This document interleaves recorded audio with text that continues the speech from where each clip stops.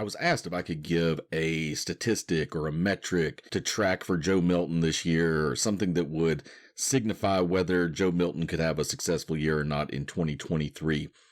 I'm going to answer that question. Instead of giving any particular stat, I'm going to give some keys to look for when tracking Joe Milton's performance and seeing how Tennessee's offense is doing. I want to point out also that these are kind of offense-wide metrics and keys. Everything can't be on the quarterback. Now, the quarterback being the leader of the offense is going to get, whether he deserves it or not, the credit or the blame for how things go.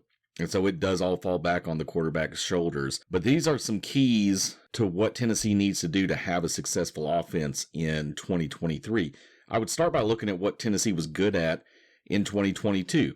There are 5 factors that are highly correlated with success in college football. And Tennessee was outstanding in all of those last year. We're going to track those 5 factors on cornfromajar.com and here on YouTube throughout the season. So that's something to be looking for. But you go back and look at how Tennessee did at finishing drives, staying ahead of the chains, explosiveness, starting field position, and havoc. Tennessee was great in all of those. They were top 25 in the country in all of those metrics. And so if they can continue to do something similar to that this year, they'll be very good. Now, it's important to understand Joe Milton's not Hendon Hooker. Hendon Hooker was an incredible quarterback. I'm not sure that we fully understand how good Hendon Hooker was, and it might take some time for us to be able to look back in retrospect in a few years and go, man, Hendon Hooker was really good. He should have been a Heisman finalist. Right? If he had not been injured in that South Carolina game, he's in New York. There's a real good case for him winning the trophy, right? So Joe Milton might be a Heisman finalist. He doesn't have to be, though. Joe Milton does not have to be Hendon Hooker for Tennessee to be really good this year. He has to play his game, okay? But if Tennessee can still be good in these 5 factors, then Tennessee will be successful regardless of the quarterback play. So we look first at our first key, finishing drives. Statistically, a scoring opportunity is when you drive inside the opponent's 40. Tennessee had 96 drives inside the opponent 40, 96 scoring opportunities. That was number 9 nationally. Tennessee scored 4.81 points per scoring opportunity. That was number 3 nationally. And if you think about that number, 4.81, that's closer to 6 than it is to 3. So that tells me they're scoring a lot more touchdowns than they are field goals to drive that average up. So a key to look for in 2023 is, can Joe Milton finish drives in the end zone rather than settling for field goals? That's our first key for Joe Milton and the Tennessee offense in 2023. Another metric Tennessee excelled in 2022 was success rate.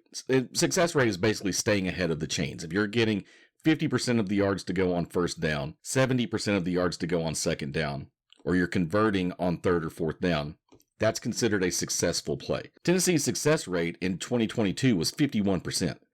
Okay, now here I'm going to give you a little bit of concern. Okay, I might sound like what Johnny Majors called the Legion of the Miserable when I point out some of these stats. But also there's the legions of the miserable. Sometimes it's always going to be miserable. So you don't let those affect how you approach your team.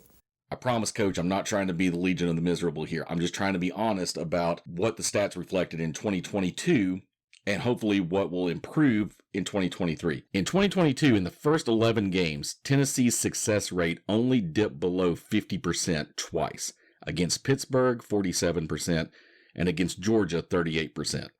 Those were 2 of the rougher outings that Tennessee had. Obviously, one at Pitt and lost at Georgia. In the first 11 games, Tennessee was 45% on third down and only had 13 3-and-outs combined in the first 11 games.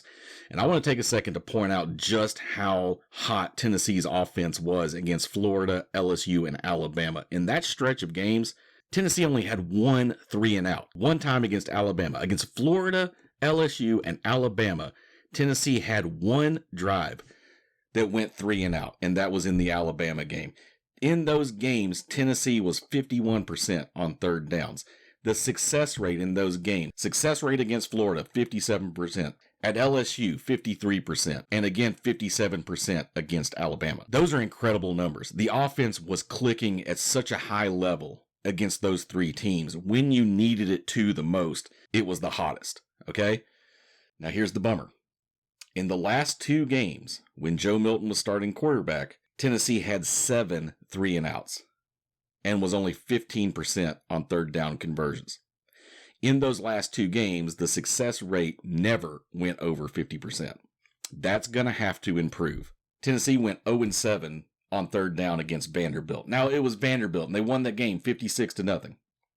They were popping off 80-yard runs left and right. So the fact that they didn't convert third downs didn't really matter against Vanderbilt. The game was a blowout regardless. But you start getting into the meat of the SEC schedule against teams like Texas A&M, who's really talented, against South Carolina, who we're all out for blood against South Carolina, but they're going to come in knowing that.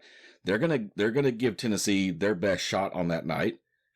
You got to go to Alabama. You got to go to the Swamp. Georgia's coming to town. If your success rate stays under 50% in all of those games, it's going to be rough. So Joe Milton and the Tennessee offense has to keep Tennessee ahead of the chains. They got to be able to convert on third downs.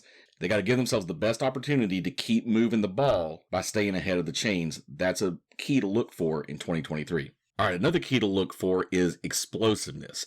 Explosiveness is a measure of predicted points added on your successful plays. If you don't know what I'm talking about when I say things like explosiveness and predicted points and successful plays, we have a video about that here on the channel. Link will be in the description. According to Bill Connolly, the team that wins the explosiveness battle wins the game 86% of the time. Now, Tennessee's going to be explosive. That's how the offense is designed. Explosive both in big plays, big shot downfield plays, but also just statistically on successful plays, adding predicted points. One of the keys to the way Tennessee's offense was explosive in 2022 is statistically they were number 25 in explosiveness, but Tennessee was number 3 in success rate. So I could tell you that Florida statistically was the most explosive team, but their success rate was only around 40%. Auburn was a more explosive team than Tennessee was statistically, but their success rate was only 40%. Explosiveness is measured on the plays that are marked as successful. If you're only successful on 38% of your plays like Auburn was, then it doesn't really help because you're not having very many of them. Tennessee was successful on 51% of their plays. And so the explosiveness was a little bit lower than Auburn's or Florida's, but they were doing it more often, which is what you would rather have. So can Joe Milton lead Tennessee to consistently explosive plays? And remember, this isn't, again, it's not just the quarterback. To have a successful play, the offensive line has to play well, the running backs have to run well, the receivers have to catch the ball. And so there's a lot that goes into it besides just the quarterback, but the quarterback as the leader is going to get blame or credit for just about everything. Now, another one of the 5 factors that correlates with winning is starting field position. And you might think, well, the quarterback can't really do anything about where he gets the ball. But sustaining drives or driving the ball deep into opponent's territory does help with that. Good starting field position relies on the offense advancing the ball, adding predicted points, which is a measure of how good your field position, your situation is. So those kind of things are going to overall help give you quality starting field position. The final metric I would say is a key to how Joe Milton and the Tennessee offense performs in 2023 is havoc. Havoc plays are sacks, tackles for loss, pass breakups, interceptions, fumbles. Joe Milton takes care of the ball. He has not thrown an interception while at Tennessee, knock on wood. Okay, now haters will tell you, they'll point out that he threw 6 interceptions at 14 games in Michigan. But he's not at Michigan anymore. And at Tennessee, he is yet to throw an interception. Now, that might change this year. It's hard to go through an entire season as a starter without throwing a single interception. But up to this point, Joe Milton has done a very good job at Tennessee of taking care of the ball. One criticism that Joe gets that is fair is that sometimes it feels like he holds the ball a little too long. Okay? Joe Milton was sacked 7 times in 2021, and he was sacked 4 times in 2022, and they were all against Clemson.